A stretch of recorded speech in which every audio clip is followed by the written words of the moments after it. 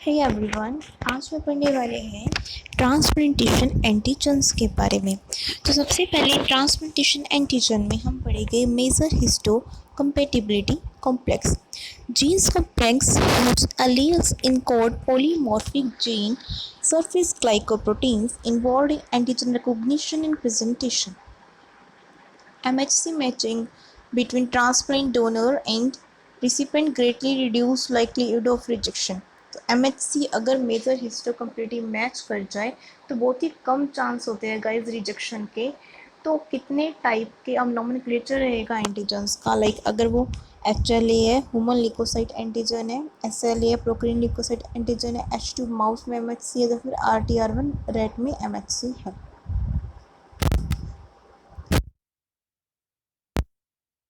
अंदर हम पढ़ेंगे मेजर हिस्टोकम्पेटिबिलिटी कॉम्प्लेक्स। उसकी दो क्लासेस है, number 1 is class 1 and number 2 is class 2। तो क्लास 1 के अंदर constitutively express on surface of most cell. जो हिस्टोकम्पेटिबिलिटी कॉम्प्लेक्स क्लास 1 है, MHC क्लास 1, ये ज़्यादातर एक्सप्रेस होते हैं सेल्स के सरफेस पे। और जो क्लास 2 है वो एक्सप्रेस होते हैं cells of lymphoid system. This are expressed in cells of lymphoid system. Expression of MHC molecules can be regulated by stimuli.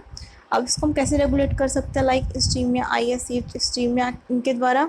अब नॉमेनक्लेचर क्या रहेगा, HLA human class 1, ABC class 2 में DR एंड DQ, एंड जो mouse के अंदर रहेगी इसके अंदर रह जाएगा KDL, एंड क्लास 2 में IA एंड IE। एंड जो फैक्टर्स है जो फेवर करते हैं एलोग्राफ्ट सर्वाइवल के लिए, वो है group blood group compatibility, HLA compatibility, HLA typing and tissue matching, human leukocyte जो antigen typing identifies the HLA antigens expressed on the surface of leukocytes। जो HLA है गाइस, HLA का फंक्शन क्या होता है, ये आइडेंटिफाई करेगा HLA एंटीजन को जो कि एक्सप्रेस कर रहे हैं सरफेस ऑफ ल्यूकोसाइट्स पे। तो histocompatibility antigens, immune response against transplants depend upon the presence in the grafted tissue of the antigens that are absent in recipient and hence organized as foreign। जो immuno response आ रहा है किसके against आ रहा है, transplant के against आ रहा है। तो हिस्टोकम्पेटिबिलिटी एंटीजन में इम्यूनो रिस्पॉन्स आता है, किसके अगेंस्ट आता है, एंटीजन्स के अगेंस्ट आता है। तो इम्यूनो रिस्पॉन्स अगेंस्ट आ रहा है ट्रांसप्लांट से, किस पे डिपेंड कर रहा है, वो डिपेंड कर रहा है प्रेजेंस ऑफ। तो हिस्टोकम्पेटिबिलिटी एंटीजन्स में guys immuno response against transplant पे आ रहा है, वो डिपेंड कर रहा है, depend upon the presence in the grafted tissue of the antigen that are absent in the recipient and hence organized as foreign.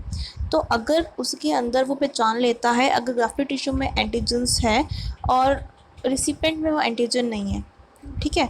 अब मान लीजिए किसी ग्राफ्टेड टिश्यू में एंटीजन ग्राफ्टेड, अब वो रिसिपेंट में नहीं है, तो वो तो उसको किस तरह पहचानेगा, वो उसको पहचानेगा फॉरेन की तरह पहचानेगा।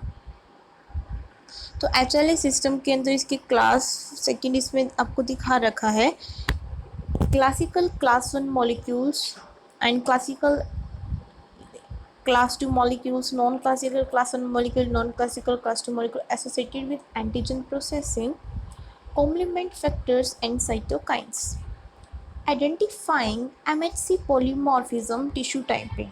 तो what is the meaning of polymorphism? तो guys, identifying MHC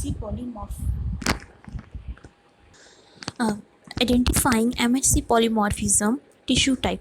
तो MHC पॉलीमॉर्फिज्म का एग्जैक्टली मीनिंग क्या रहेगा guys, MHC major histo, MHC polymorphism का मीनिंग है किसकी प्रेजेंस होना, MHC polymorphism meaning presence of a multiple alleles at a single locus on the major histocompatibility complex।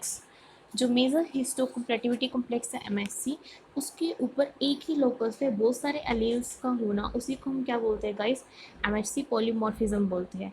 तो सबसे पहली फॉर्मली अगर कोई भी टिश्यू आ रहा है तो determined by antibodies against MHC molecules. तो एंटीबॉडीज इसके तरफ एमएचसी मॉलिक्यूल डिटरमाइन करेगी, क्योंकि ये लार्ज, जब अगर मैं एमएचसी की बात करूँ, मेजर हिस्टोकम्पैटिबिलिटी कॉम्प्लेक्स, ये लार्ज लोकस होता है किसके ऊपर, वर्टिब्रेट की डीएनए के ऊपर।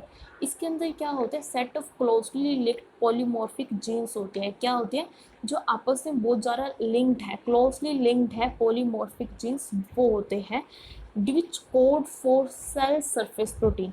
और ये मेजर हिस्टोकम्पैटिबिलिटी कॉम्प्लेक्स किसके लिए कोड करते हैं, सेल सरफेस प्रोटीन्स के लिए कोड करते हैं, which are essential for adaptive immune response, जो कि किसके लिए असेंशियल है, अडेप्टिव इम्यून रिस्पॉन्स के लिए असेंशियल है, ताकि इम्यून रिस्पॉन्स ये दे सके। एंड जो लोकस, इसका नाम इसलिए पड़ा क्योंकि ये इसलिए स्टडी हुआ टिश्यू कंपैटिबिलिटी के लिए, जब ट्रांसप्लांटेशन में टिश्यू की कंपैटिबिलिटी है जो नहीं है।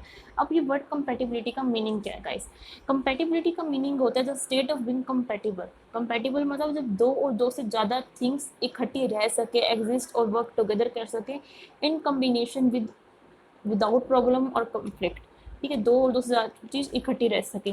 तो tissue rejection due to incompatibility. अब टिश्यू रिजेक्शन क्यों हो रहा है, इसमें एक्सपेरिमेंटल आर्टिफैक्ट किया गया, जिसमें एमएचसी मॉलिक्यूल जो है बाइंड करें antigen derived from self proteins और from pathogen, and the antigen presentation self surface for the recognition by appropriate cells. सबसे पहले तो एंटीबॉडीज जो है वो क्या करेगी, डिटरमाइन करेगी एंटीबॉडी अगेंस्ट एमएचसी मॉलिक्यूल्स। उसके बाद एक्चुअली टाइपिंग होगी, then MLR, now by DNA testing, allele specific PCR sequencing. But इस टिश्यू टाइप में माइक्रोसाइटोटॉक्सिसिटी एसे। तो माइक्रोसाइटोटॉक्सिसिटी एसे होता क्या है, तो अब हम पढ़ रहे थे इसमें माइक्रोसाइटोटॉक्सिसिटी से। इसके अंदर क्या होता है, non antibody to WBC of donor recipient complement mediated lysis if antibody present on the cell surface, mixed lymphocyte culture, flow cytometry, cross typing and DNA analysis, genomic typing, very precise and many subtypes।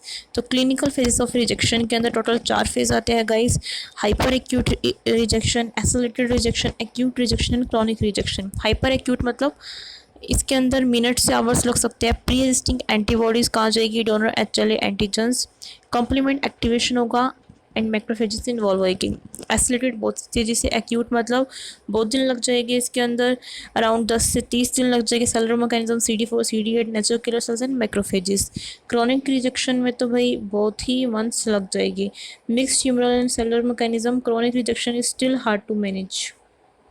उसके बाद graft acceptance हम next lecture में पढ़ेंगे। Thank you so much, bye bye.